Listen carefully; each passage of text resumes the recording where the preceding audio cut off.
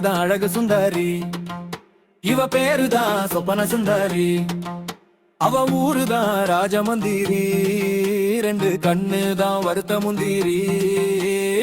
கட்டழகு உடம்பு வச்ச காட்டாரு மேனிதான், பட்டு சேலை கட்டிக்கிட்டு பட்டாம்பூச்சி போலதான்.